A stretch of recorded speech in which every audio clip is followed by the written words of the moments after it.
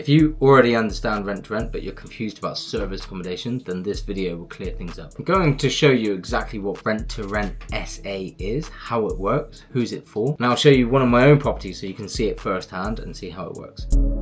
So service accommodation is essentially Airbnb, contractors, short-term stays, relocators, families, people booking for the weekend, also insurance days and corporate bookings. It's not all just hen do's, stag do's and parties. It's not just a one night stay and then they go. That is not how you do this properly. So let me explain it, because there's multiple rent-to-rent models. SA is not HMOs. HMOs is house of multiple occupancy. Think of a student accommodation. You're just going to rent one room and you live in it. You're part of a HMO. This is service accommodation. So it's a whole property, essentially on Airbnb and booking.com. So you're not going to be buying these properties either. This isn't a buy to let. You can buy a property to run as an Airbnb. That would be buy to SA. Right? There's many different acronyms, but this is literally Rent2Rent SA. So you're going to rent a property from a landlord, run it as an Airbnb. So, the key point here is you're not just renting a property and sticking it on Airbnb on a night by night basis. You are going to be running a serviced accommodation business. You're going to optimize the calendar. You're going to set pricing strategies. You're going to have a marketing plan. You're going to be aiming that property at a certain clientele. Like, there's a lot of strategic marketing behind it. It's not just, I'll just kit out nicely and chuck it on Airbnb. It's not how it's done.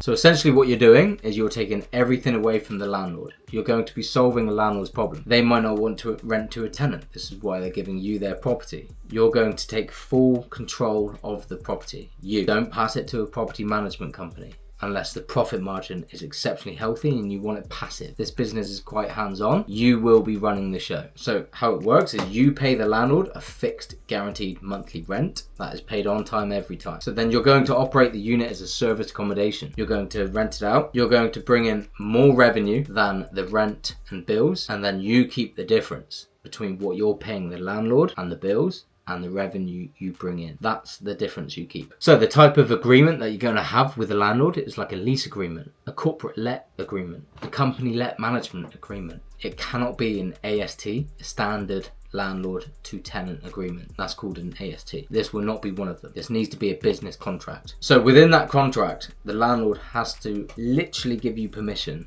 to run this as a service accommodation unit. You have to make it clear from the get-go the intended use of the property. So within that contract, and you also need to inform the landlord that they need to acquire the correct insurance and tell their mortgage lender what is going on with the property, who they're leasing it to, what it's going to be used for. So everything is above board. You will be fully compliant in terms of running an Airbnb business. That's getting the correct public indemnity, public liability, PRS compliance. Also, you are running this business correctly. So this only works when the landlord is fully aware of what is going on. Anything else is just cowboy behavior. So follow that process. Let me show you exactly how we set this property up, because it was currently being used as a 2-bed and a dining room with a living room. Instantly I turned that into 3 bedrooms, but I wanted to maximize the amount of guests that I could comfortably stay. So I did want a sofa bed as well, but I wanted a proper sofa bed, not one of these stupid pull-out ones and they fold and they break and they're naff. Nobody ever wants to sleep on them. I wanted a good quality sofa bed so I could comfortably sleep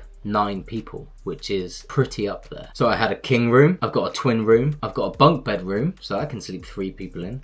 And I've got a sofa bed which is a double, can sleep 2 people. So that's 9 people. That was the layout that I intended, and that is the final layout I had. Why that works so well is because it can sleep 9 people, which can be 3 families. That can also be 9 contractors. There's plenty of parking on the driveway. That boosts my nightly rate significantly. That puts me well above the competition in the immediate area, because most of them can sleep up to 6. Because it's a bungalow, it's wheelchair friendly, it's disabled friendly as well, which can be quite attractive. And actually my very first booking was somebody in a wheelchair, and they paid £1,800 to stay there for 10 nights. So the type of guest that I aimed this property at was across all markets. I'm quite experienced, I know what I'm doing. I needed it kept quite neutral, but a pleasant stay. Contractor friendly, because you don't want it too niched that they're put off staying there. So it was kept quite neutral, quite tasteful. My wife and her mum done an excellent job of furnishing it to that spec, and it's proved it perfectly. The first booking was a family, 3 families, and then the following 2 bookings have been contractors. So it attracts both markets. And what does that mean? I get 7 days of the week booked. Monday to Friday, contractors, the weekend for tourists. Every single week, perfect. This completely smashes single lets out the water because the landlord's getting guaranteed rent. Let's just say I've rented it from the landlord and I was going to do it on a room by room basis. That's 3 rooms. I might get £600 a room, £700 a room at a push. That would only bring in 2,100 in revenue. The rent on this place was 1,600. Bills, there's no profit at the end of that. The only option was to run this as an Airbnb. So service accommodation SA is perfect for people that want higher revenue per property. It's people willing to treat this like a business because this is not hands-off, this is not passive. It's people that want to understand or do understand pricing strategies, calendar management, contractor outreach, listing optimizations, power teams such as your cleaner, and standards. Who do you aim the property at? This is not for people that want a business which is passive income. It's not for people that are scared of customer service, although saying that I kind of disagree with myself because you can learn it. Just because you don't do it right now doesn't mean you should not do this. You start and you get better. But this is absolutely not for people that want zero involvement. So SA is simple, but it's not lazy. So yeah, it certainly brings in amazing revenue. You know, we've got students hitting these sort of numbers, and this is per month. So yeah, the revenue is pretty incredible with SA, but there's a lot of moving parts and you have to optimize every single one of them to get to this level. So there is no best strategy, is that there is just the right one for you. Which one do you want to do? So if you now understand what service accommodation SA actually is, then this video has done its job. I have another video breaking down the whole process from taking on a property to finalizing it right here. So watch that one next.